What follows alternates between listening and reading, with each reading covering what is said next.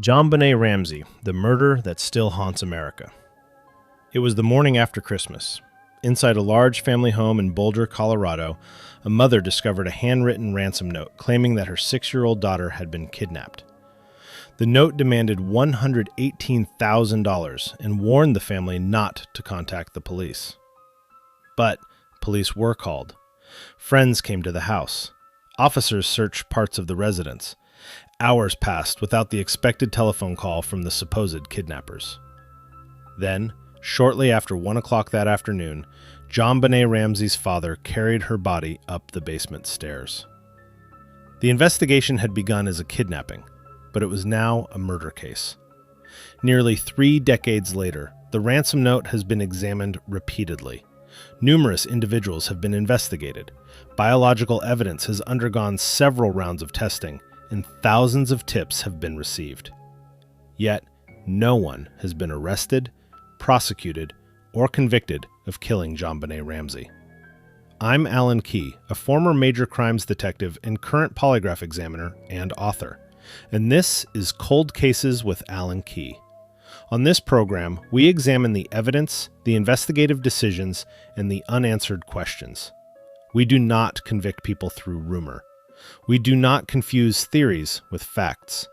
And above all, we remember that JonBenét Ramsey was not simply the subject of a famous mystery.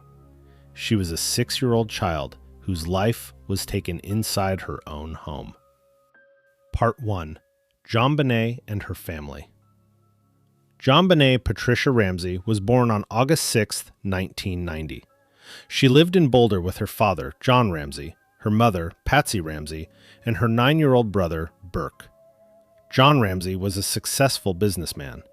Patsy was a former beauty pageant contestant and had survived ovarian cancer. JonBenét participated in child beauty pageants, where she wore costumes, performed routines, and won several titles. After her death, images from those pageants were repeatedly shown on television. To much of the country, those photographs became JonBenét's public identity. But she was more than those carefully staged images. She was a kindergarten student. She attended school, played with friends, celebrated birthdays, and looked forward to Christmas. Her family lived in a large home on 15th Street in Boulder. The house had multiple floors, numerous rooms, and a complicated basement containing storage areas, utility spaces, and a small, windowless room sometimes described as a wine cellar. That basement would become the center of one of the most closely examined crime scenes in American history. Part 2. Christmas Night.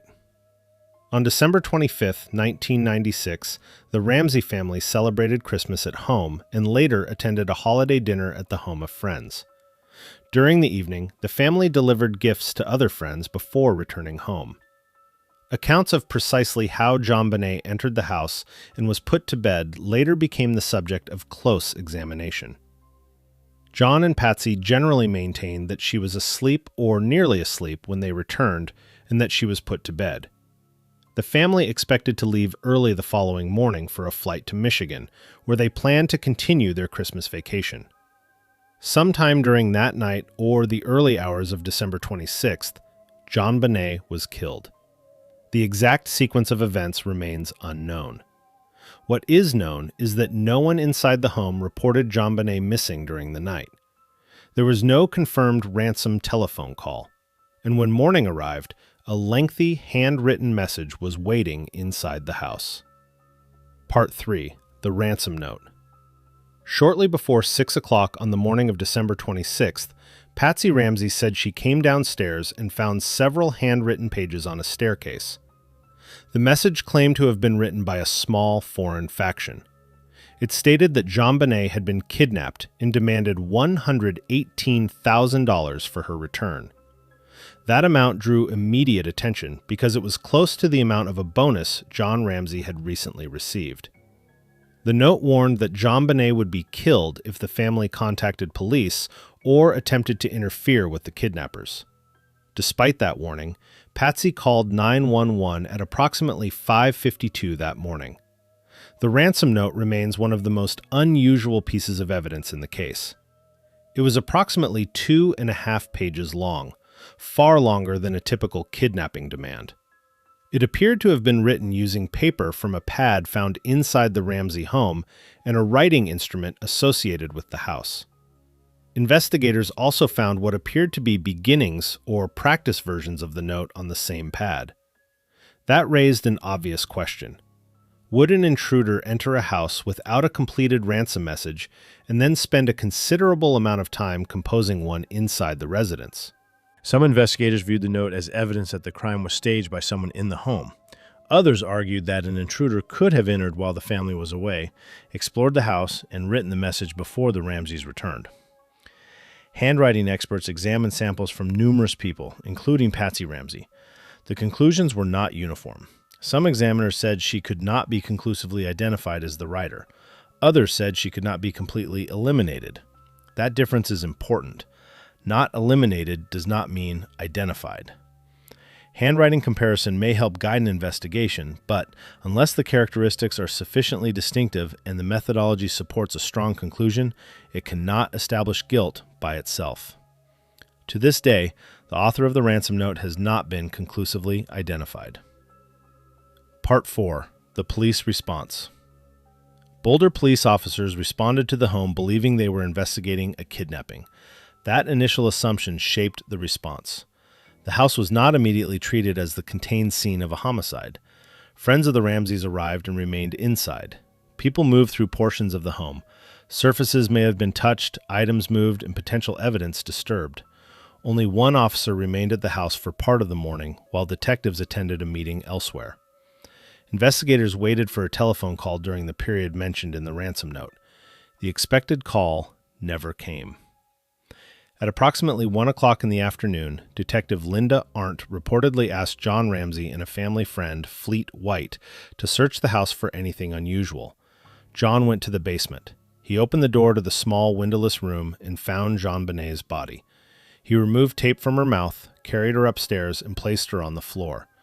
The action was understandable from the perspective of a grieving father, but from an evidentiary perspective, the body and surrounding scene were altered before they could be fully documented. A blanket was later placed over JonBenet. People remained nearby. By the time investigators understood that the entire home was a homicide scene, opportunities to preserve it in its original condition had already been lost.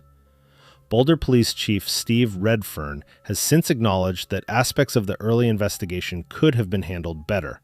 However, the department says it remains committed to following every viable lead and working with forensic experts until the case is solved. As a former investigator, I cannot overstate the importance of scene control. You can improve laboratory testing, you can re-interview witnesses, you can reopen reports, but you cannot return a crime scene to the exact condition in which it was first discovered. Part 5. The autopsy and physical evidence. The autopsy determined that JonBenet died from strangulation associated with severe head trauma. A cord was found around her neck, tightened with a broken section of a wooden paintbrush. Another cord was associated with her wrists. The remaining pieces of the paintbrush were linked to art supplies in the home.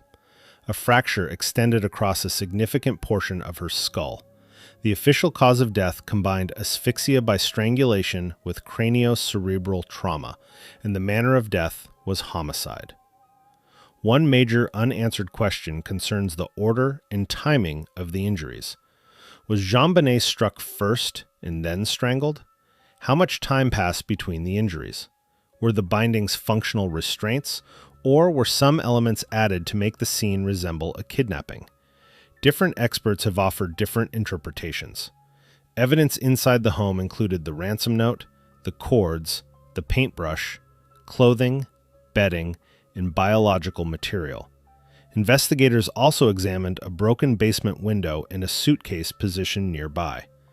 Supporters of an intruder theory have argued that someone could have entered or exited through the window. Others have questioned whether the disturbance around the window truly demonstrated an intruder's path.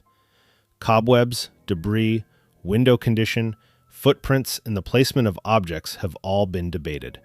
The problem is that once a scene has been disturbed, reconstructing which details were present before the crime and which resulted from later movement becomes far more difficult. Part 6. The Family and the Investigation. Suspicion quickly focused on John and Patsy Ramsey. Investigators considered the fact that JonBenet was found inside the home, the unusual ransom note, the absence of a confirmed kidnapper's call, and the apparent lack of a clearly established forced entry. The Ramseys denied any involvement in their daughter's death. They hired attorneys and advisors soon after the crime. To some members of the public, obtaining lawyers appeared suspicious. But retaining an attorney after becoming the focus of a homicide investigation is not evidence of guilt. At the same time, investigators had legitimate reasons to closely examine everyone who had been inside the home. Immediate family members are normally interviewed thoroughly and separately as soon as possible. Statements are compared against physical evidence in independently confirmed timelines. The relationship between the Ramsey family and Boulder police deteriorated. The family believed investigators had unfairly concentrated on them.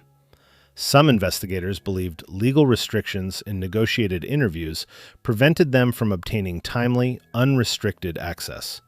The conflict became public and intense. Leaks appeared in the media. Television programs, magazines, and newspapers debated the evidence. People across the country chose sides despite having never seen the complete case file. In 1999, a grand jury voted to indict John and Patsy Ramsey on allegations related to child abuse and assisting someone who committed a crime. The district attorney at the time declined to sign and prosecute the indictments, concluding that the evidence was insufficient to prove the charges beyond a reasonable doubt.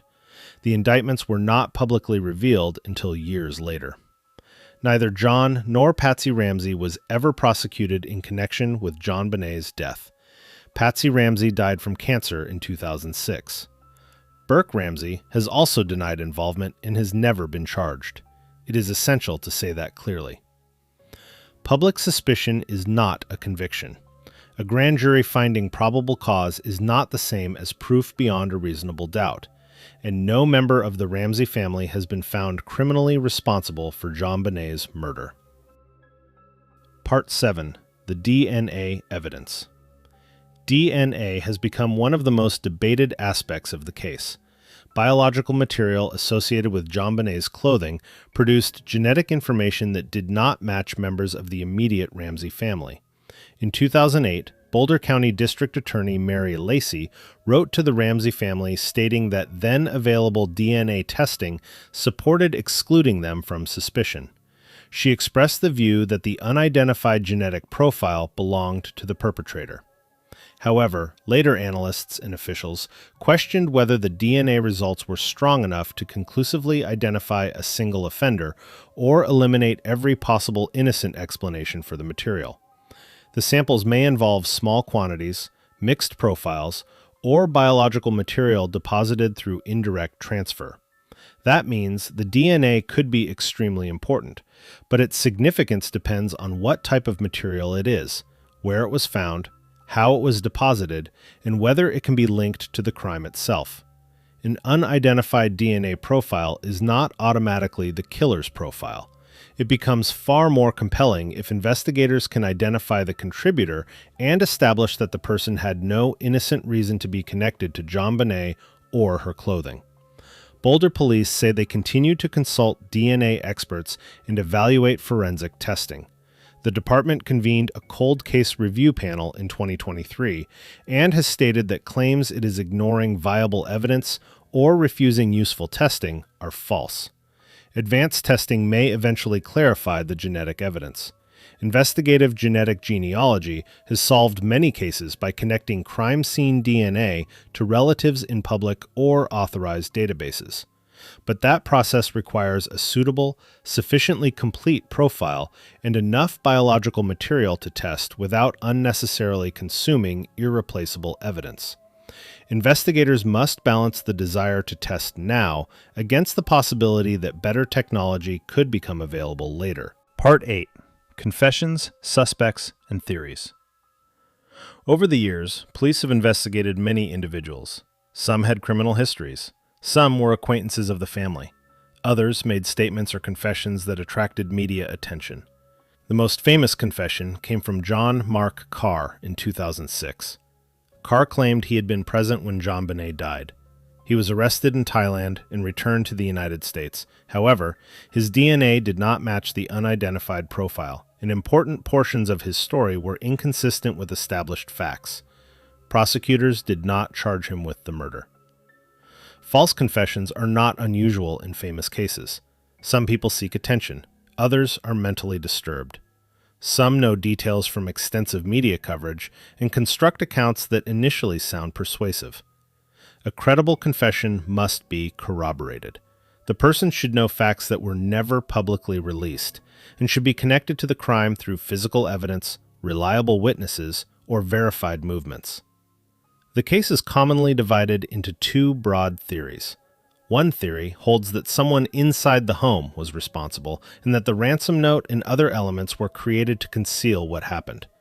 The competing theory holds that an intruder entered the home, killed JonBenet, and escaped without being identified. Both theories have supporters. Both face unanswered questions.